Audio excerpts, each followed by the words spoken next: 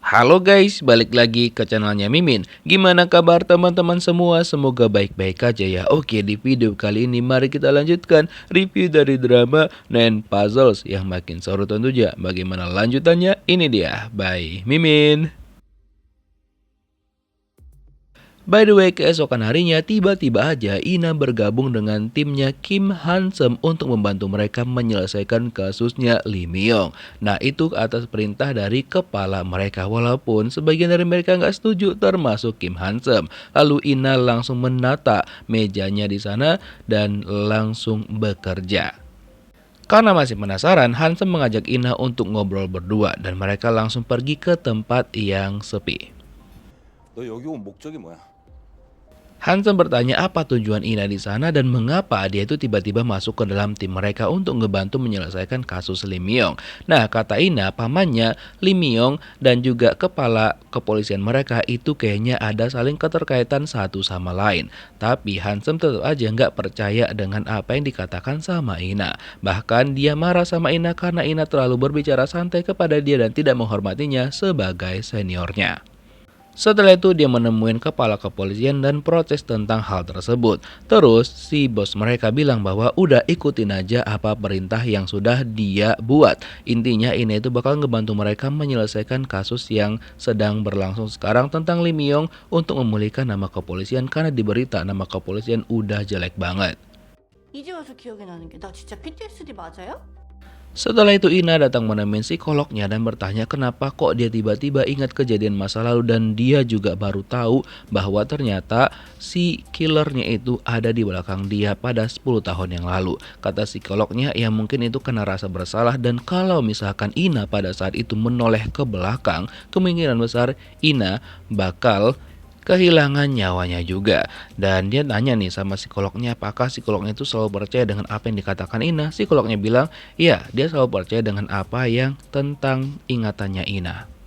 Sementara itu timnya Hansem itu sedang memitingkan tentang kasusnya Lee Myung dan mereka bakal mencari tahu nih mulai dari CCTV yang ada di kediamannya Lee Myung. So mereka bakal ngecek semuanya dan menurut salah satu rekan mereka bahwa tempat parkirnya Lee Myung itu memang nggak bisa kedetek sama CCTV dan itu sangat-sangat mencurigakan. Jadi mereka langsung bergegas untuk mencari tahu melalui CCTV terlebih dahulu. Nah pas Ina sampai ternyata semua orang udah kelar meetingnya.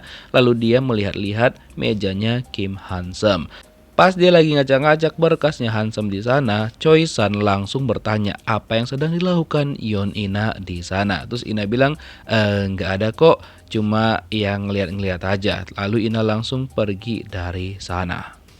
Sementara itu Kim Hansem sedang mencek CCTV di hari kehilangan nyawanya si Lee Myung itu. Nah ketika itu kan ada CCTV yang mengarah ke mobilnya Lee Myung. Lalu dia ceklah dan diminta dicerahkan tuh. Dan ternyata bener aja dong. Kalau misalkan Lee Myung itu kayak dicekek sama seseorang menggunakan tali di bagian lehernya. Terus Hansem mencoba mempetakan tuh kemana-mana aja mobilnya Lee Myung pergi. Nah setelah itu dia pergi ke parkiran juga dan ternyata Ina udah ada di sana. Menurut Ina bahwa orang yang sudah menghabisi nyawa Lee Myung itu memiliki pergerakan yang cukup bagus. Jadi dia nunggu momen yang tepat banget. Dia tunggu Myung itu masuk ke rumahnya. Bahkan kemungkinan besar mereka menunggu Myung sekitar 35 menit. Cuma yang buat penasaran selama 30 menit perjalanan Lee Myung dari tempat terakhirnya ke parkiran tersebut apa yang mereka bicarakan. Nah itulah yang harus mereka pecahkan. Nah setelah itu Hansem diajak sama Ina untuk makan bersama ibunya di rumahnya. Nah kemudian dia juga bertanya-tanya tentang masa lalu Kim Hansem, apakah dia pernah bawa cewek ke rumahnya, bawa teman ataupun siapapun itu. Kata ibunya Hansem, ya dia pernah bawa seorang teman dan sampai sekarang mereka masih berhubungan. Dan sesekali temannya itu masih datang ke sana. Cuma nggak disebutkan tuh temannya itu siapa namanya dan apakah cowok ataupun cewek. Dan setelah dari sana Ina memiliki panggilan untuk Hansem. 어이 카레남. Iya, dia memanggil Kim Hansem dengan sebutan bocah kari dan memutuskan bahwa dia bakal mempercayain Kim Hansem karena dia butuh rekan untuk menyelesaikan kasus tentang pamannya dia. Jadi dia secara nggak langsung sebenarnya meminta bantuan kepada Kim Hansem untuk menyelesaikan kasus tentang pamannya dia. Keesokan harinya, Hansen menunjukkan rekaman CCTV tentang Lee Myung yang sudah dia lihat kemarin kepada rekan-rekannya. Betapa kagetnya mereka melihat fakta tersebut. Jadi kartu penghuni miliknya Lee Myung itu hilang, kayaknya bukan dicuri, tapi menurut Hansen itu cuma motif mereka aja untuk mengelabuin penyelidikan. Nah, kemudian Ina juga sudah menyelesaikan tuh profil tentang Lee Myung dan juga dia berikan sama rekan-rekannya termasuk kepada timnya Kim Hansen. Nah, menurut Ina bahwa semua itu berhubungan dengan serial killer, tapi nggak ada satupun dari mereka yang percaya tentang hal tersebut. Apalagi Ina menghubungkan dengan kehilangan nyawa dari pamannya dia. Jadi Ina mengatakan dan juga menyimpulkan bahwa fix semua itu adalah hal yang berhubungan dengan serial killer. Tapi nggak semua orang setuju, bahkan mereka bilang kalau misalkan Ina itu hanya mengada-ada saja. Dan kali ini pendapatnya Ina itu didukung penuh sama Kim Hansen. Nah, nggak lama setelah itu datanglah kepala kepolisian mereka dan dia melemparkan laporannya Ina karena dia juga nggak setuju dengan hal tersebut. Lalu dia panggil Ina ke ruangannya. Terus Ina bertanya tentang pamannya dan juga Lee Myung kepada si kepala kepolisian mereka ini. Tapi dia bilang ya dia nggak ada hubungannya dengan hal tersebut. Lalu Ina meminta sama si kepala kepolisian untuk jangan mengganggu dia. So biarin aja dia gitu. 그건 일리가 있잖아요. Sementara itu Hansen mengatakan kepada rekan-rekannya bahwa Ina itu ada benarnya juga. Jadi mereka itu harus beneran ngecek keluarganya si Lee Myung untuk menyelesaikan kasus tersebut. Ya, akhirnya mereka langsung melakukan penyelidikan kepada beberapa keluarganya Lee Myung yang masih hidup. Terus kan kalian tahu kan si detektif yang cewek ini, dia di bagian tim forensik, tiba-tiba aja dia mendatangin psikolog tempat Ina juga. Nah, bukan dia nyelidikin sesuatu, tapi dia itu pengen konsultasi karena dia masih trauma gara-gara Lee Myung yang seharusnya kan dia bisa nyelamatin pada waktu itu. Keesokan harinya, Hansen memutuskan untuk pergi ke rumah ayahnya Lee Myung dan tiba-tiba aja Ina pengen ikut karena dia juga penasaran banget dengan hal tersebut. Awalnya Hansen disuruh ditemenin sama Choi San, cuma Hansen bilang udah biar dia pergi sama Yoon Ina aja. Setelah itu mereka langsung bergerak ke rumah ayahnya Lee Myung dan sesampainya di sana, 집을 비운 지 꽤 됐는데. ternyata rumah itu tuh udah tampak usang banget dan juga kotor seperti udah lama banget gak dihuni. Lalu mereka bertanya sama seorang tetangga dan bilang memang udah lama banget gak dihuni.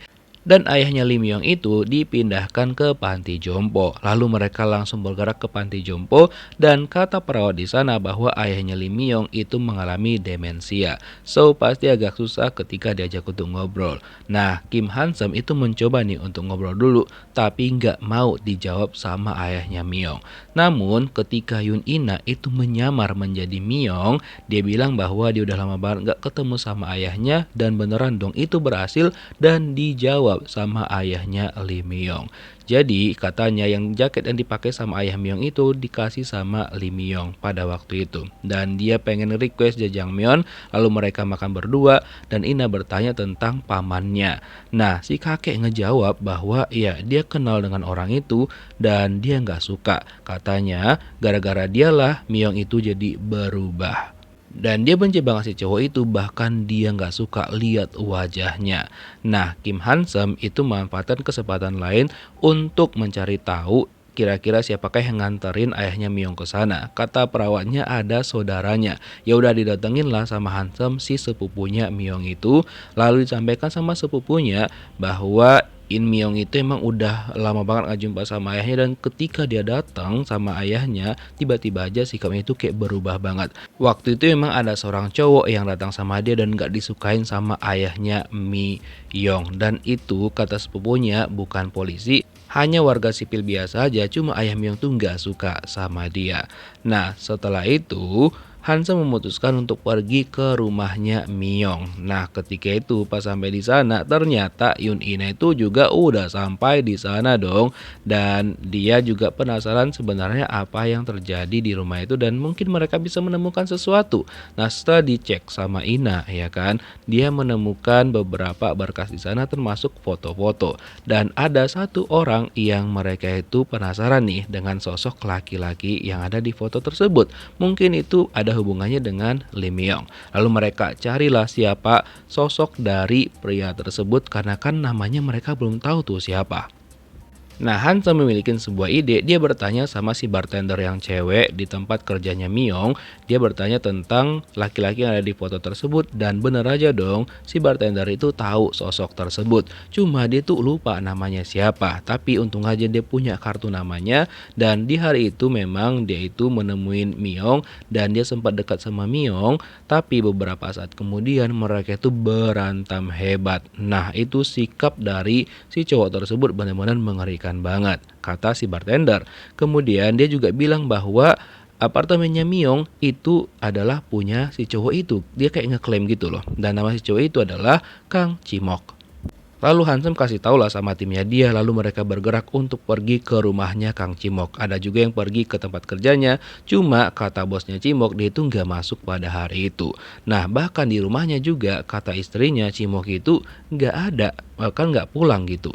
Dan Yun Ina itu masih penasaran Kang Chimok nih siapa gitu kan. Nah, belum juga kelar itu kasus, tiba-tiba aja ada nih koper yang dijatuhkan ke sebuah sungai ataupun waduk. Apalagi kah itu? Oke, kita lihat gimana kelanjutan kisahnya di next episode. Thank you for watching guys. See you next video. Bye bye.